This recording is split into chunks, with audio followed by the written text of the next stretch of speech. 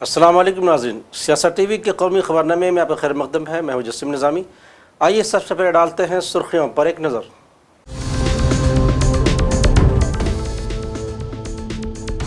मोदी ने के हिंदुस्तान उर्दून के बाहमी ताउन की तारीफ, 5 अहम मुआहदों पर दस्तखत। 2 रोज़ा कामयाब दौरे के बाद इथियोपिया के लिए रवाना।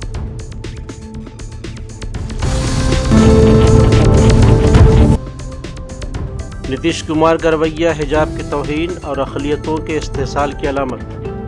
इक़रा हसन और अपोजिशन कायदीन ने हिजाब कहने पर फौरी माफ़ी मांगने का किया मुतालबा।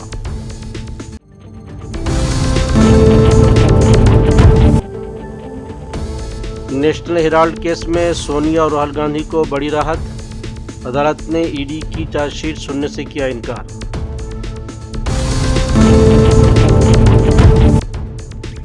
कोहरे और बढ़ती सर्दी के बायस दिल्ली गैस चैम्बर में तब्दील। हवा का मेयार इंतहाई संगीन ज़ुमरे में शामिल। इमरजेंसी जैसे हालात।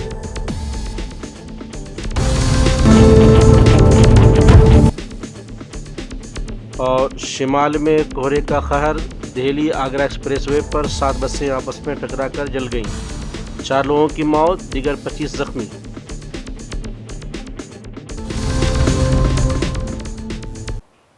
तो ये थी सुर्खियाँ। खबरें तफसील से। वज़ीर-ए-आज़म नरेंद्र मोदी ने आज मंगल को उर्दून के अपने सरकारी दौरे के दौरान 5 मुआहदों पर दस्तखत होने की सताइश की और उसे हिंदुस्तान उर्दून शराकतदारी की मानाखेज़ तौसीक़ करार दिया। वज़ीर-ए-आज़म ने इस दौरे की अहमियत पर रोशनी डालते हुए कहा है कि यह मुआहदा हिंदुस्तान उर्दून ताल्लुक़ात की बढ़ती हुई गहराई और वसअत की अक्कासी करते हैं। वज़ीर-ए-आज़म ने आज ओमान में वली-अहद शहज़ादा हुसैन बिन अब्दुल्लाह के साथ उर्दून के तारीख़ी म्यूज़ियम का भी मुशाहिदा किया। वज़ीर-ए-आज़म मोदी और उर्दून के शाह अब्दुल्ला ने ओमान में हिंद उर्दून बिजनेस फोरम के अजलास से खिताब करते हुए कहा कि दोनों ममालिक के दरमियान दस्तखत किए गए 5 मुआहदों में से नई और काबिल तजदीद तवानाई में तकनीकी ताउन, आबी वसाइल के इंतज़ाम और तरक्की में ताउन, वर्षे के तहफ़्फ़ुज़ और सियाहत को फ़रोग़ देने के लिए पीड़ा और एलोवेरा के दरमियान एक मुआहदा 2025 ता 2029 के लिए सक़ाफ़ती तबादले के प्रोग्राम की तजदीद का मुआहदा शामिल है, जिससे लोगों के दरमियान आपसी राब्तों को मज़ीद फ़रोग़ दिया जाएगा और डिजिटल तब्दीली के लिए हिंदुस्तान की कामयाब डिजिटल हल को बड़े पैमाने पर इश्तराक करने से मुतल्लिक़ भी मुआहदा किया गया है। Mabruk al-Urdun. My dear brother, Prime Minister, distinguished guests, it's a great pleasure to welcome you to today's business forum.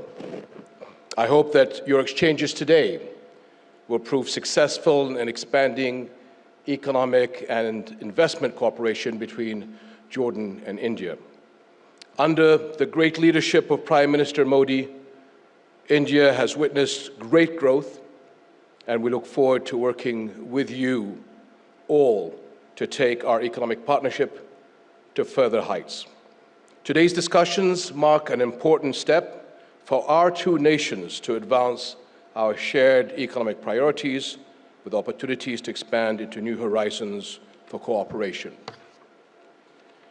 As you will see, throughout today's discussions, Jordan offers competitive advantages across key sectors such as food, fertilizer, pharmaceuticals, textiles, ICT, energy, mining, tourism, advanced manufacturing, and logistics. With Jordan's strategic location and FTAs, and with India's economic power and advanced industries, we have the potential to build an economic corridor that links South Asia to the Middle East, Africa, and Europe. And we invite you to leverage Jordan's location to build integrated logistical and processing hubs through IMEC routes in order to enable Indian and Jordanian agricultural and industrial exports and utilize these FTAs as well as Jordan's market proximity.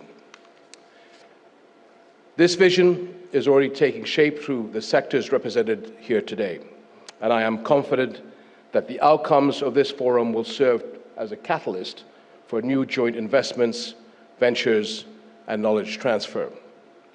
Our governments, along with chambers of commerce and industry, stand ready to support turning today's dialogue into concrete and actionable outcomes. And so I invite you to bring our two nations even closer together through opening new avenues of long-term partnerships and investments. And I'm wishing you all productive and fruitful exchanges today. Thank you very much. हिजाब की तौहीद और अक़लियतों के इस्तेसाल की खबरों के दरमियान बिहार के वज़ीर आला नीतीश कुमार के ज़रिए एक सरकारी प्रोग्राम के दौरान मुस्लिम ख़वातीन का हिजाब खींचने पर बड़ा तनाज़ा हो गया है। इस सिलसिले में समाज से लेकर सियासी हलक़ों तक वज़ीर आला के रवैये की मज़म्मत की जा रही है। बताया जा रहा है कि जब पटना में बिहार के वज़ीर आला नीतीश कुमार अपने रवैये की वजह से एक बार फिर तनाज़ात में फंस गए। उन्होंने पटना में मुनक़्क़िदा एक सरकारी प्रोग्राम में मुस्लिम खातून डॉक्टर का हिजाब खींच दिया, जिसके बाद उनके सलूक की तनकीद का तूफ़ान उठ गया। इस पूरे तनाज़ा पर उत्तर प्रदेश के किराने से समाजवादी पार्टी के मेंबर पार्लियामेंट इक़रा हसन ने सख्त रद्द अमल का इजहार किया है। समाजवादी पार्टी के अहम पी इक़रा हसन ने इसे बेहद शर्मनाक वाक़या करार दिया है और कहा कि इस तरह सरेआम खातून का हिजाब खींचना उसकी इज़्ज़त पर हमला है। वज़ीर आला की इस रवैये से रियासत में ख़वातीन की हिफाज़त पर सवाल उठ रहे हैं। SP MP ने अपने सोशल मीडिया अकाउंट पर लिखा, शर्मनाक, एक खातून डॉक्टर का हिजाब खींचना उसकी वक़ार और मजहबी शनाख्त पर बराह रास्त हमला है। जब रियासत का वज़ीर आला ऐसा करे तो ख़वातीन की हिफाज़त पर सवाल उठना लाजमी है। दूसरी तरफ मौलाना खालिद रशीद फ़िरंगी महली और मौलाना सूफियान निज़ामी ने नीतीश कुमार की इस हरकत को तौहीन आमेज़ करार दिया और हिजाब की बेइज्जती से ताबीर करते हुए कहा है कि उन्होंने ऐसा करके पूरी कौम की तौहीन की है। उन्होंने मुतालबा किया है कि नीतीश कुमार को इस हरकत पर फौरी माफ़ी मांगनी होगी। बिहार के चीफ मिनिस्टर का जो वीडियो वायरल हुआ है वो बहुत ही ज़्यादा सरप्राइजिंग भी है और हाईली कंडेमनेबल भी है, क्योंकि किसी भी ख़ातून के साथ, किसी भी औरत के साथ इतनी नाज़ीबा हरकत नाकाबिल कबूल है, क्योंकि हमारे यहाँ हिजाब एक मजहबी तरीक़ा है औरतों के ड्रेसअप होने का। और जिस तरीक़े से वीडियो में जो चीज़ दिख रही है कि चीफ मिनिस्टर ने जिस तरीक़े से उसके हिजाब को टच किया है वो बिल्कुल भी काबिल कबूल नहीं है और हम ये समझते हैं कि ये चीफ मिनिस्टर को इसके लिए मुस्लिम ख़वातीन से अपोलोजाइज़ करना चाहिए। देखिए, एक जो वीडियो सामने आ रहा है ये निहायत ही बेहुदा और जिसकी जितनी मजम्मत की जाए, निंदा की जाए वो कम है। एक इतने बड़े ओहदे पर बैठा हुआ शख्स जो एक सूबे का वज़ीर आला हो, अब वो किस भाव से और किस इंटेंशन से ये काम कर रहे हैं उस पर तो वही सफाई दे सकते हैं। लेकिन किसी खातून के साथ जबकि वो पर्दे में हो, अपने फंडामेंटल राइट का इस्तेमाल कर रही हो, अपनी मजहबी आज़ादी का इस्तेमाल कर रही हो और उसकी इज़्ज़त को सरेआम नीलाम करना, उसके चेहरे से नकाब खींचना, ये यकीनी तौर पर न सिर्फ हमारे संविधान का बल्कि ख़वातीन के ताल्लुक़ से एक बड़ा जुर्म और एक बड़ी कार्रवाई मानी जाती है। हमें अफसोस इस बात का है कि अभी तक के कोई भी वुमेन एक्टिविस्ट जो तरह तरह के मसलों पर और इस्लामी अहकामात पर महिलाओं के हुकूक़ की बात करके मंजर-ए-आम पर आ जाती हैं। महिला आयोग तरह तरह की चीज़ों में नोटिस जारी करता है। अभी तक किसी भी तरह से नीतीश कुमार साहब के ताल्लुक़ से कोई भी नोटिस या कोई भी बयान या कोई भी इस तरीके की कार्रवाई न महिला आयोग की तरफ से सामने आई है और ना जो वुमेन एक्टिविस्ट हैं उनकी जानिब से कोई इस तरीके का रद्द अमल ज़ाहिर हुआ है। लिहाजा मैं अपनी जानिब से ये बात कहता हूँ कि ये हमारी मजहबी आज़ादी और एक ख़ातून की इज़्ज़त और उसकी इज़्ज़त पर कहीं न कहीं बहुत बड़ा धचका है, धब्बा है और एक बहुत बड़ा हमला है। लिहाजा इस तरीके की हरकत के बाद वज़ीर आला को इस पर माफ़ी मांगनी चाहिए और मंजर आम पर आकर इस पर सफाई भी पेश करनी चाहिए। उधर रोज़ एवेन्यू कोर्ट ने आज नेशनल हेराल्ड से मुतालिक मनी लॉन्ड्रिंग केस में इन्फोर्समेंट डायरेक्टरेट की तरफ से दायर चार्जशीट को सुनने से इनकार कर दिया गया। इस फैसले से राहुल गांधी और सोनिया गांधी को एक बड़ी राहत बताई जा रही है। अदालत ने कहा कि इन्फोर्समेंट डायरेक्टरेट की चाहे तो तहकीकात जारी रख सकता है। अपनी चार्जशीट में ईडी ने सोनिया गांधी, राहुल गांधी, सुप्रीम पत्रोडा, समन दुबे, सुनील भंडारी, यंग इंडियन और डोटेक्स मर्चेंडाइज प्राइवेट लिमिटेड का नाम लिया गया है। कांग्रेस ने दलील दी है कि ईडी की तहकीकात सियासी इंतकाम की कार्रवाई थी, जबकि ईडी ने दावा किया है कि ये एक संगीन इक़्तिसादी जुर्म है जिसमें धोखाधड़ी और मनी लॉन्ड्रिंग के सबूत मिले हैं। लेकिन अब अदालत ने जब ईडी की चार्जशीट ही सुनने से इनकार कर दिया ही तो इस मामले में तमाम फरीक़ीन को राहत मिलती नज़र आ रही है। प्रियंका गांधी ने आज लोकसभा में मनरेगा की जगह बीजेपी की जानिब से नाम बदलकर पेश किए गए नए बिल पर कड़ी तनकीद की और कहा कि ऐसा मालूम होता है कि बीजेपी के हुक्मरानों को नाम बदलने की सनक लग गई है। उनका कहना था कि नाम बदलने से कुछ नहीं होगा, हुकूमत को गरीब आवाम के रोजगार पर तवज्जो देनी होगी। तो सदन के सभी राजनीतिक दलों ने इससे पूरी सहमति दी। इसके द्वारा 100 दिन का रोजगार इस देश के गरीब से गरीब लोगों को मिलता है, हमारे गरीब से गरीब भाई बहनों को। हम सब जनप्रतिनिधि हैं महोदय, जब हम अपने अपने क्षेत्रों में जाते हैं, आप भी जानते हैं, दूर दूर से हमें दिख जाता है कि मनरेगा का कौन मजदूर है। सबसे गरीब होता है, चेहरे पे झुर्रियाँ होती हैं, हाथ मिलाए तो सर हाथ पत्थरों की तरह। हाँ सर, मैं कर रही हूँ, पहुँच रही हूँ, हाँ मुझे पहुँचने दीजिए। नहीं, 1 मिनट लूँगी, मुझे पहुँचने दीजिए। सर उनके हाथ पत्थरों की तरह कठोर होते हैं क्योंकि इतनी मजदूरी करते हैं। तो सर मेरा जो इस बिल पर ऑब्जेक्शन है, सर ये जो कानून है इसके तहत हमारे गरीब भाई बहनों को जो रोजगार की कानूनी गारंटी मिलती है, जो अधिकार मिलता है, वह इस योजना में मांग के आधार पर संचालित होता है। मतलब जहां जहां रोजगार की मांग है वहां इस योजना द्वारा 100 दिनों का रोजगार अनिवार्य है, देना अनिवार्य है। इसके साथ साथ केंद्र से इसके लिए जो पूंजी जाती है वो भी मांग पर आधारित होती है। यानी कि इस योजना के लिए जितने पैसे जहां भेजने हैं, कितने भेजने हैं, वह जमीनी परिस्थितियों पर आधारित होता है और मांग के आधार पर निर्धारित होता है।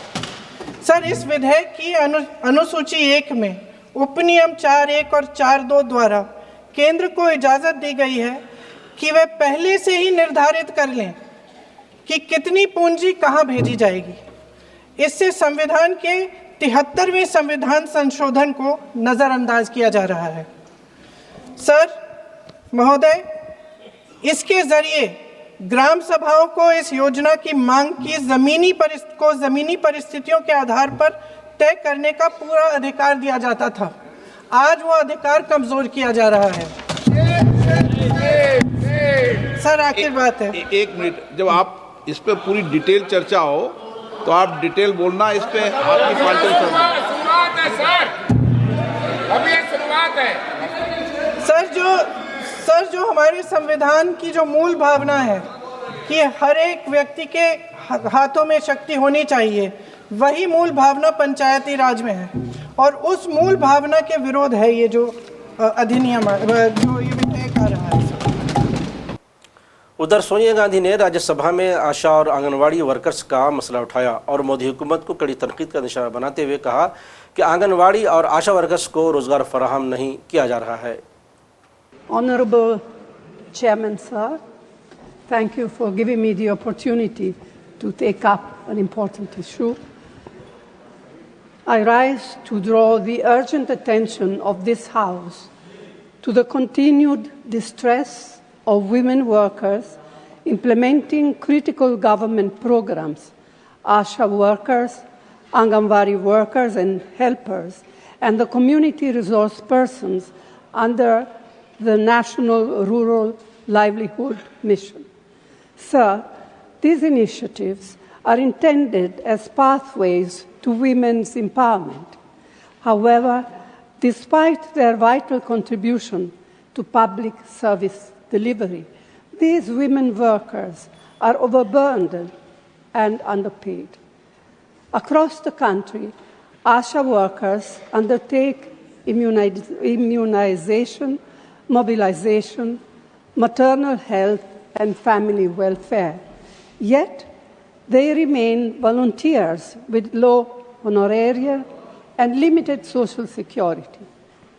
Anganwadi workers are similarly paid a meager base honorarium of rupees 4,500 and rupees 2,250 per month by the Union government. Sir, beyond low pay, there are currently near 3 lakh vacancies in the ICDS at various levels. These gaps leave lakhs and lakhs of children and mothers without essential services. Even when filled, these posts fall short of population norms due to the lack of updated census figures since 2011. Sir, through you, I urge the government to work closely with the states to prioritize the following measures. 1, filling of all existing vacancies. 2, timely remuneration to all workers. 3, doubling of union government's contribution to the pay of these frontline workers. 4, appointment of an additional ASHA worker in villages with a population greater than 2,500. 5th, doubling of the number of Anganwadi workers to enable early childhood education in addition to existing nutrition and health initiatives. Sir, I wish to emphasize that strengthening, expanding, and supporting this workforce is an investment in India's future. Thank you. आज मंगल के रोज़ भी रुपए में ज़बरदस्त गिरावट देखी गई है और इंटर बैंकिंग करेंसी मार्केट में पहली बार $1 की कीमत 91 रुपये से ऊपर पहुंच गई है। आज रुपया 90 पैसे कमज़ोर होकर 90 रुपये 87 पैसे फ़ी डॉलर पर खुला और मुसलसल गिरते हुए दोपहर से पहले 91 रुपये 14 पैसे फ़ी डॉलर तक पहुंच गया। तादमे तहरीर रुपया 22 पैसे की गिरावट के साथ 91 रुपये फ़ी डॉलर पर था। रुपये में मुसलसल गिरावट के हवाले से रिजर्व बैंक के गवर्नर संजय मल्होत्रा ने दिसंबर के पहले हफ्ते में कहा था कि सेंट्रल बैंक ने ना तो रुपये के लिए कोई दायरा मुकर्रर किया है और ना ही कोई ऐसी सतह तय की है जहां वो मुदाखलत कर सके। वज़ीर-ए-आज़म नरेंद्र मोदी, वज़ीर दिफा राजनाथ सिंह और हिंदुस्तानी फ़ौज ने मंगल को विजय दिवस के मौके पर 1971 में मुसल्लह अफ़वाज की तरफ से दिखाई गई बहादुरी और हिम्मत को याद किया। उस दिन को याद करते हुए additional directorate general of public information ने एक्स पर लिखा है कि विजय दिवस सिर्फ एक तारीख नहीं है बल्कि ये 1971 की जंग में हिंदुस्तानी मुसल्लह अफ़वाज की तारीखी और फैसला कुन फतह की अलामत है। इस मौके पर नई दिल्ली में कौमी वार मेमोरियल पर वज़ीर दिफा के अलावा तीनों फ़ौजी सरबराहान और चीफ ऑफ डिफेंस स्टाफ ने इस जंग में अपनी जान कुर्बान करने वाले सिपाहियों को खराज अक़ीदत पेश किया। शिमाल में मौसम में तेज़ी से आई तब्दीली के बाद कोहरे ने अपना असर दिखाना शुरू कर दिया है।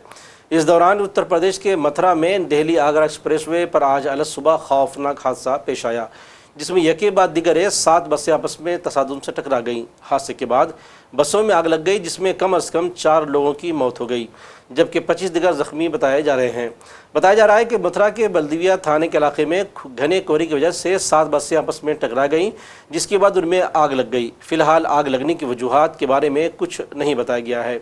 इस वारदात के बाद पूरे इलाके में अफरा तफरी मच गई और लोगों में चीख पुकार के दरमियान इमदादी काम अंजाम दिया गया। एक्सप्रेसवे पर यहाँ बलदेव थाना क्षेत्र में 127 मील पे आज सुबह लगभग 4:30 बजे के करीब विजिबिलिटी लो होने के कारण आप जैसा देख सकते हैं अभी भी यहाँ गहरा कोहरा है। इसके चलते लगभग 7 बसेस और 3 छोटी गाड़ियाँ आपस में टकरा गई। इस एक्सीडेंट के दौरान उनमें जो गाड़ियां थी उनमें आग लग गई। यहाँ सूचना प्राप्त होने पर तत्काल हमारी टीमें फायर सर्विस की, सिविल पुलिस की और लोकल एडमिनिस्ट्रेशन की सभी यहाँ पे उपस्थित हुई। अब तक की जानकारी के अनुसार इस पूरे सर्च एंड रेस्क्यू ऑपरेशन ये लगभग कंप्लीशन पे है। अब तक लगभग 4 लोगों की मृत्यु होना इसमें पुष्ट हुआ है शेष लगभग 25 लोग हैं जिनको अस्पताल में भर्ती कराया गया। उनमें से कोई भी गंभीर नहीं है, उपचाररत है, उन्हें बेहतर से बेहतर उपचार दिलाया जा रहा है। 3-4 गाड़ियाँ जली हैं बस। आपको कैसे पता लगा? मैं तो यहीं पे हूँ, मैं तो प्रेजेंट टाइम में यहीं पे हूँ। गाड़ी में जब आग लगी थी मैं उस समय एक्सीडेंट हुआ था, जब उस समय मैं गाड़ी में था, बैठा था मैं। कितने लोग थे? बस में तो पूरा फुल सीट था, जितना सीट होती सब फुल। कितने बजे लोगों को घटना हुई? 4 बजे के आसपास हुई है। तो आपको कैसे पता लगा? सो रहे थे, जग रहे थे? मैं सो रहा था। हम लोग जौनपुर से मंत्री जी के यहाँ से आ रहे थे, जा रहे थे दिल्ली, और रास्ते में अंधेरा बहुत छाया हुआ था, दिखाई नहीं दिया। गाड़ी जोर से आवाज़ की, हम लोग सब हकबका गए। गेट खोले, गेट खोलकर जैसे निकले, पीछे से धाड़ धाड़ धाड़ धाड़ सब बसें सब लड़ रही थी जोर जोर से। जी कोहरा था? हाँ, कोहरा बहुत घना था, बहुत घना कोहरा था। जी जब आग लगी उसके बाद फिर आपने क्या देखा? क्या क्या नजर आ रहा था? आग लगी, सब लोग चिल्ला रहे थे, भाग रहे थे, बस से कूद रहे थे, शीशा तोड़ रहे थे, यही सब हम लोग देखे। तो हादसे की वजह क्या मानते हैं आप? कैसा हुआ हादसा? हादसा सर ये कोहरे की वजह से हुआ। लगभग 4:45 बजे यमुना एक्सप्रेस वे के 127 मील पर दुर्भाग्यपूर्ण दुर्घटना घटी है, जिसमें 5 बसें और 2 छोटी गाड़ियां आपस में टकराई और जिनमें आग भी लग गई, जिसमें अभी तक 25 लोग घायल हुए हैं और 4 लोगों की असामयिक मृत्यु हुई है। माननीय मुख्यमंत्री ने तत्काल इस घटना का संज्ञान लिया और हम लोगों को मौके पर भेजा कि जाकर के राहत बचाव कार्य करिए। माननीय मुख्यमंत्री जी ने बहुत ही संवेदना व्यक्त की है और जो घायल हैं उनका समुचित और बेहतर से बेहतर इलाज कराने के निर्देश दिए हैं, और जो जिनकी असामयिक मृत्यु हुई है उनके परिजनों को अपने राहत राशि से तत्काल 2-2 लाख रुपए देने के निर्देश भी दिए गए हैं। और माननीय मुख्यमंत्री जी ने यह भी निर्देश दिया है कि कोहरा चूंकि समय ज्यादा गिर रहा है, यमुना एक्सप्रेस वे अथॉरिटी के साथ बैठ करके और अन्य लोगों के साथ ही व्यवस्था की जाए कि जब तक फॉग का सीजन चल रहा है, जो गाड़ियां हैं उनको कन्वॉय में और स्पीड कम करके चलवाया जाए ताकि भविष्य में इस प्रकार की पुनरावृत्ति ना हो। दिल्ली एनआरसी में दम घुटने वाली हवा से पैदा होने वाले मसाइल में कोहरे और सर्दी ने मजीद इजाफा कर दिया है। मंगल की सुबह एक बार फिर कोहरे और गुबार से आसमान ढका हुआ नजर आया। इसके नतीजे में कई इलाके में हद बसारत इंतहाई कम हो गई। इस सूरत हाल में air quality early warning system for Delhi के मुताबिक मंगल की सुबह राजधानी का औसत एयर क्वालिटी इंडेक्स 381 दर्ज किया गया था। मरकजी आलूदगी कंट्रोल बोर्ड के सुबह 7 बजे के आदाद शुमार के मुताबिक दिल्ली का औसत AQI 378 रहा, जो इंतहाई ख़राब ज़ुमरे में आता है। वाज़ह है कि दिल्ली एनआरसी गुज़िश्ता कई रोज़ से मुसलसल फ़ज़ाई आलूदगी की आज़द में है, जिसकी वजह से बुज़ुर्गों, बच्चों और सांस की मरीज़ों को ज़्यादा मसाइल का सामना करना पड़ रहा है। वहीं राजधानी में हवा के मुसलसल बिगड़ते हुए मेयार और शदीद फ़ज़ाई आलूदगी के देखते हुए दिल्ली हुकूमत ने नर्सरी से 5वीं क्लास तक के तलबा के लिए ऑफलाइन क्लास को फौरी तौर पर मुअत्तल कर दिया है। अब अगले नोटिस तक उन क्लासों की पढ़ाई सिर्फ ऑनलाइन मीडियम से कराई जाएगी। और आखिर में सुर्खियों पर एक और नज़र।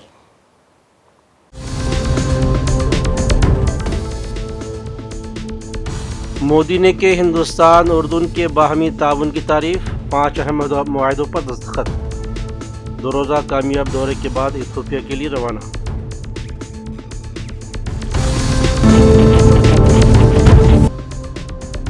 नीतीश कुमार का रवैया हिजाब की तौहीन और अक़लियतों के इस्तेहसाल की अलामत।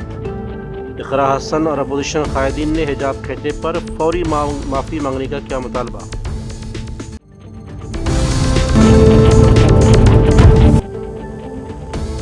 नेशनल हेराल्ड केस में सोनिया और राहुल गांधी को बड़ी राहत। अदालत ने ईडी की चार्जशीट सुनने से किया इनकार।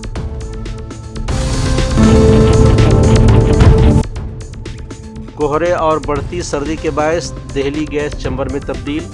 हवा का मेयार इंतहाई संगीन ज़ुमरे में शामिल। इमरजेंसी जैसे हालात।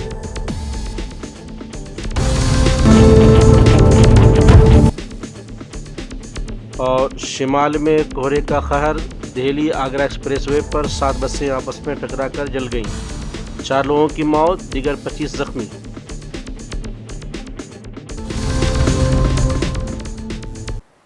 तो नाज़रीन, सियासत टीवी के कौमी खबरनामे में आज बस इतना ही। मज़ीद अपडेट्स के लिए आप बने रहें सियासत टीवी के साथ, और मुझे और सियासत टीवी की पूरी टीम को दीजिए इजाज़त। अल्लाह हाफिज़।